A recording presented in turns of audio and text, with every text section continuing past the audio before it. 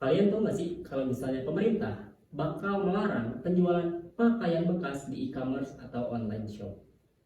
Kenapa kayak gitu? Karena menurut data dari Badan Pusat Statistik, ada peningkatan jumlah impor pakaian bekas di Indonesia. Pada tahun 2021 sekitar 8 ton impor pakaian bekas. Tapi pada tahun 2022 impor pakaian bekas itu jadi 26 ton.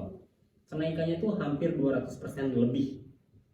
Nah, itu miris banget. Kenapa miris banget? Karena di sisi lain, ternyata produk-produk tekstil Indonesia atau pakaian-pakaian Indonesia itu ternyata diproduksi 80%-nya oleh usaha kecil dan juga mikro.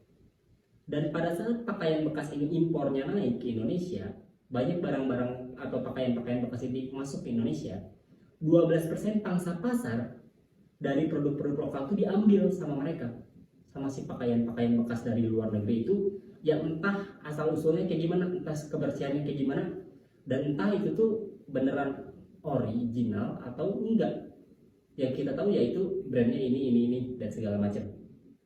Nah, yang jadi permasalahan di sini adalah ketika si impor pakaian bekas itu naik, banyak masyarakat Indonesia yang minatnya itu justru malah beralih dari pakaian-pakaian yang biasa ke produk-produk pakaian bekas tersebut. Karena yang pertama faktornya adalah itu udah pasti branded.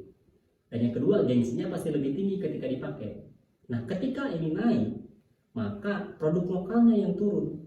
Jadi kasihan produk-produk pakaian yang emang handmade sendiri Indonesia atau emang dibuat oleh wirausaha-wirausaha di Indonesia. Pemerintah tuh kan lagi menyokong untuk kemajuan UMKM. Nah, sedangkan kalau misalnya kita terus-terusan impor barang atau pakaian bekas dari luar negeri, itu justru malah mematikan wirausaha-wirausaha lokal yang ada di Indonesia. Sedangkan mereka yang mau merintis, mereka yang memulai, mereka belum punya nama, mereka harus bersaing dengan barang-barang branded, pakaian-pakaian branded yang harganya nggak jauh beda sama mereka. Anggap aja satu kaos kalau misalnya ada yang di thrifting dan segala macam, mungkin harganya sekitar 100 sampai 200 ribuan. Produk-produk lokal banyak yang ngejual di bawah itu, tapi masyarakat milihnya pasti yang branded dan dari luar. Mereka menganggapnya produknya beda. Sedangkan justru yang harus kita dukung adalah produk lokalnya Indonesia, karena itu tuh membantu perekonomian Indonesia. Nah, ada satu fakta menarik nih. Fakta menariknya apa? Fakta menariknya adalah ternyata impor dari pakaian bekas itu adalah ilegal. Karena apa? Karena itu diatur di dalam Peraturan Menteri Perdagangan Nomor 40 Tahun 2022. Perubahan atas Peraturan Menteri Perdagangan Nomor 18 Tahun 2021. Bahwa ada beberapa barang yang emang dilarang impor ke Indonesia.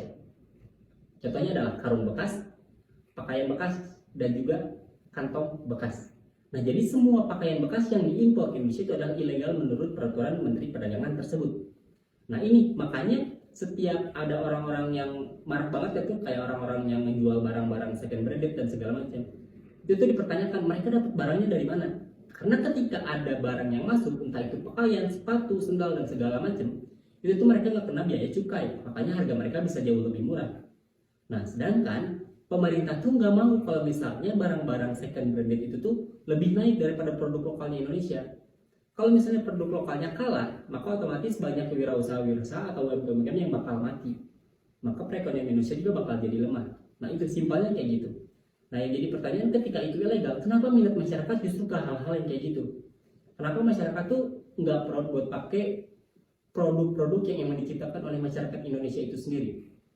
Atau emang produk lokal tuh kayak semacam tidak mempunyai kualitas yang sama, atau mungkin tidak mempunyai brand yang begitu besar kayak brand-brand yang ada di luar negeri.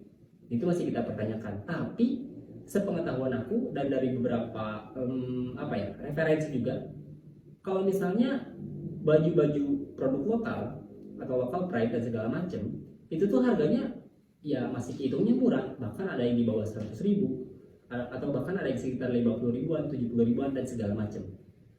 Nah, dan itu tuh kualitasnya juga nggak bisa diragukan. Kualitasnya mereka udah benar-benar perhitungkan dari mulai segi bahan, terus produksinya kayak gimana dan segala macam.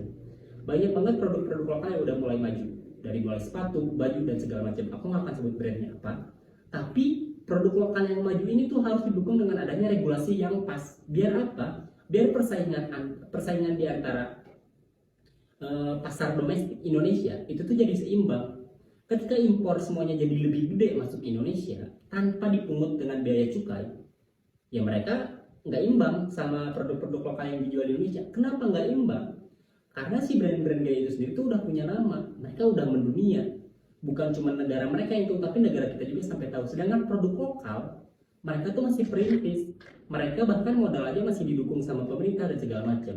Makanya pemerintah membentuk regulasi gimana caranya biar produk lokal itu tetap menyebar, produk lokal tetap apa istilahnya ya, tetap laku di masyarakat, tapi dengan kualitas produk lokal yang tetap diperhatikan dan juga lebih ditingkatkan.